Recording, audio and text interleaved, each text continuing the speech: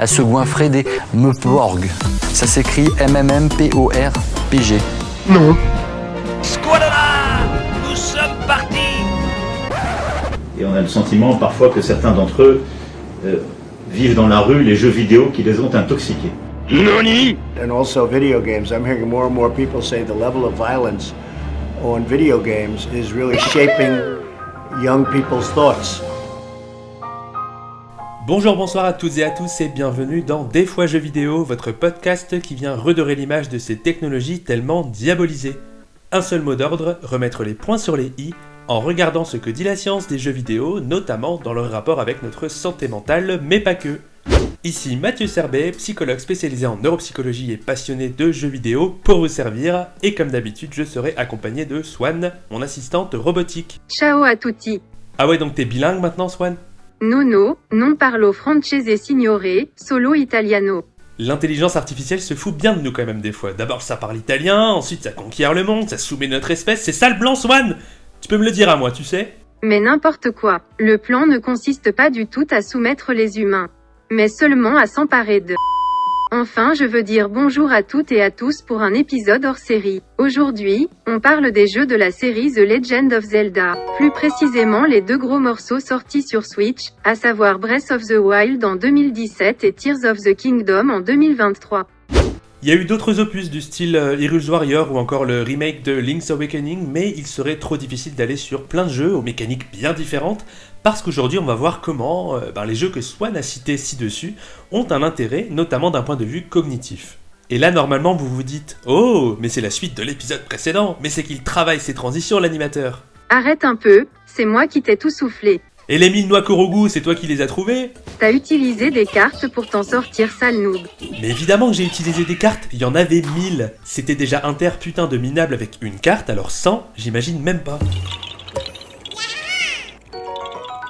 Allez, reprenons nos esprits, par exemple en allant dans le monde souterrain. Ah, tu sais comment retomber sur tes boulons, on peut pas te retirer ça, Swan. Hein. Bon, je vais commencer par vous décrire un peu de quoi on parle en présentant justement ces deux jeux. Dans Breath of the Wild, paru en 2017 sur Nintendo Switch, nous incarnons notre héros, Link, amnésique, qui se réveille après un long sommeil d'un siècle suite à l'appel d'une voix mystérieuse. Il doit rassembler ses forces, ses compagnons et ses souvenirs pour affronter le fléau Ganon et restaurer la paix dans le royaume d'Hyrule. Classique. Tears of the Kingdom, paru en 2023, beaucoup plus récemment, en est la suite directe.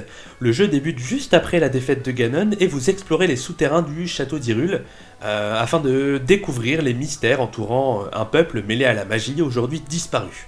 Ça fait beaucoup. Mais tout ne se passe évidemment pas comme prévu et vous réveillez une momie qui vous attaque. Le château d'Hyrule s'élève dans le ciel, Link et Zelda sont brusquement séparés. Bref, le cataclysme a commencé. Flippant, hein? Le cataclysme c'est chaud mon pote. Qu'est-ce que tu vas faire? Explorer, découvrir un monde gigantesque, me balader aux quatre coins de la carte pour y découvrir des régions aux propriétés variées et où vivent des peuples très différents. Dans Breath of the Wild, sorti en 2017 pour lancer la Nintendo Switch, on le rappelle, les joueurs s'extasiaient devant la révolution que promettait le jeu. Nous étions alors lancés dans un monde ouvert où tout était possible, comme par exemple escalader la moindre falaise, voler avec son paravoile, découvrir des grottes cachées, nager, gérer son endurance, sa barre de vie bien évidemment, cuisiner des plats pour se soigner, gagner des compétences aussi, apprivoiser des chevaux bien sûr, jouer avec les éléments, anticiper la météo. Est-ce que c'est bon pour vous? Rien que d'en parler m'y replonge, et je pense parler au nom de beaucoup, en disant que Breath of the Wild a marqué à jamais l'histoire des jeux vidéo. Et puis, il y a eu Tears of the Kingdom. Tu ne vas pas plus loin sur Breath of the Wild? Si, bien sûr, c'est là que tout a commencé. Je compte simplement d'abord en quelques phrases décrire comment cette suite a réussi à aller encore plus loin. Dans Tears of the Kingdom, vous retrouvez toutes ces caractéristiques que je viens de décrire, le sentiment de liberté, le souffle de fraîcheur, la beauté graphique, la bande-son immersive, etc. C'est beau, mais plus encore, la taille de votre carte est triplée, parce que maintenant vous avez accès aux îles célestes, dans le ciel donc, et aux profondeurs sous terre. Jusque-là, vous me suivez. Donc nouveaux monstres, nouveaux pouvoirs, nouvelles quêtes, nouveaux personnages, mais on retrouve aussi les personnages du jeu d'avant qui ont grandi. Et puis vous pouvez agglomérer des objets pour construire des véhicules de fortune. Bref, je vais m'arrêter là niveau description de la richesse du jeu, parce que sinon on finira jamais par aborder les questions relatives à la santé mentale et à la cognition. Ça serait dommage pour un podcast sur le sujet. Ce serait dommageable en effet. Mais en même temps, on sent toute la passion derrière ce que tu dis. Et je n'ose imaginer les sensations et émotions que cela a pu procurer. Mais oui, paradoxalement, Allumer la console, c'est une vraie déconnexion. Rejoindre le royaume d'Hyrule pour incarner Link dans ses aventures, c'est un moment privilégié pour souffler et laisser de côté les stress du quotidien et quelque part s'immerger dans un monde enchanté. Niveau jeux vidéo, c'est un truc plutôt cool, non? Envoyer très loin les choses auxquelles on n'a pas envie de penser. Complètement, Swan. Je le fais aussi quand je stresse avec le paiement des impôts. T'imagines pas le DAOA pour gérer l'URSSAF quand t'es une IA. C'est un aspect intéressant qui revient, cette possibilité d'évasion. Mais attention toutefois, ça reste un point intéressant à soulever, ne pas faire de l'évitement sa seule stratégie. S'immerger dans les jeux ne permet pas de résoudre les soucis, il va simplement les mettre sur pause et permettre peut-être après de repartir plus serein. On aura l'occasion, je laisse ça un peu de côté, on aura l'occasion d'en reparler avec un autre jeu pour lequel nous aurons une invitée humaine cette fois. Et moi je sais qui c'est, Etok. C'est elle qui a corrigé mon débit de parole depuis l'épisode 3. Un petit indice quand même sur ce que sera le jeu, pour les auditeurs et auditrices futés qui aiment les devinettes. La ferme. C'est pas une insulte, c'est mon indice. Pour conclure avant de parler cognition, je vous partage un témoignage. Pour celles et ceux qui me suivent sur les réseaux ou qui ont lu mon ouvrage, vous savez que j'apprécie aussi recueillir le vécu des joueurs et des joueuses, et j'en ai un très riche à vous transmettre, un peu raccourci, de la part de Miri.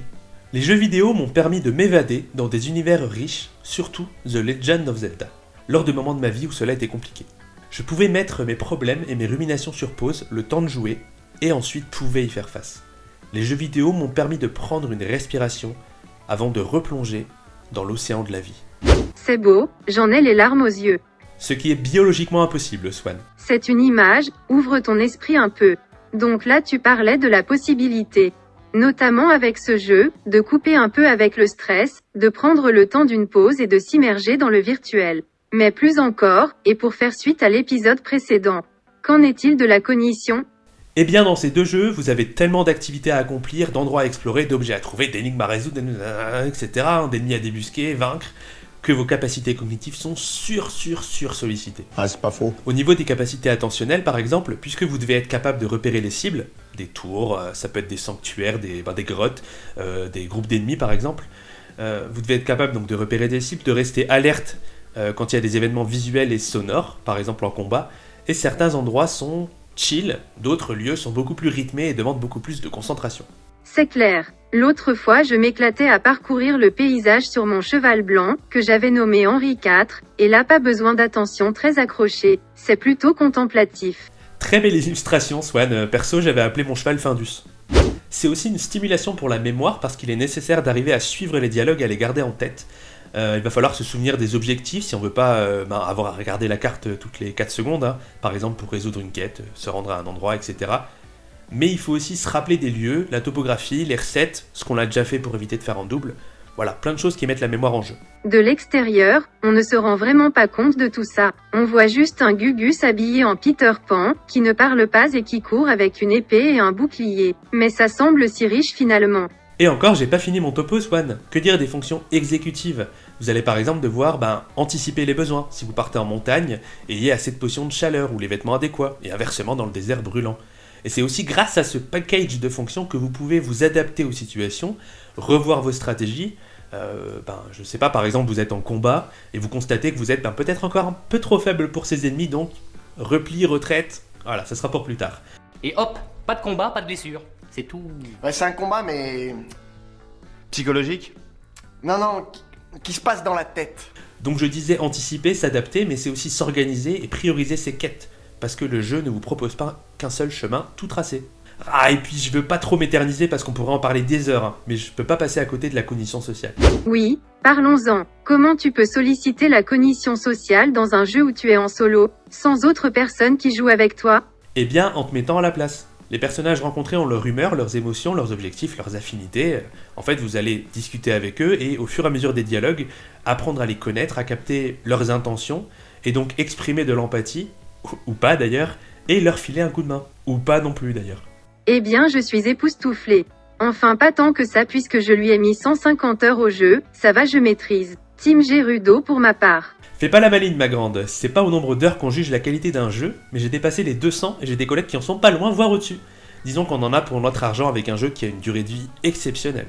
Zut et zut, on a encore dépassé le temps, Mathieu. J'ai pas été une super maîtresse du temps. On s'arrête? Un peu abrupte, mais le temps, c'est le temps, tu as raison. Même si j'ai la sensation que dépasser les 10 minutes va devenir en quelque sorte notre running gag. Et ben du coup je te propose Swan qu'on se retrouve au prochain épisode pour parler de jeux vidéo et d'autisme cette fois. D'ici là vous pouvez me suivre sur Facebook et LinkedIn mais aussi sur mon site internet mathieuserbet-neuropsy.com. Vous y trouverez des contenus santé mentale ainsi que mon ouvrage Jeux vidéo et santé mentale pour aller plus loin sur nos thématiques. Ça se passe sur Amazon ou directement auprès de moi pour le bouquin. J'espère que cet épisode vous a plu, on se retrouve tout vite pour continuer à promouvoir l'information sur la santé mentale et les jeux vidéo, pour des moments de vulgarisation scientifique et de déconstruction des idées reçues. À l'aise Blaise, le J c'est le S. Mais personne dit ça. Jamais de la vie. A bientôt tout le monde. Ciao. C'est tellement beau.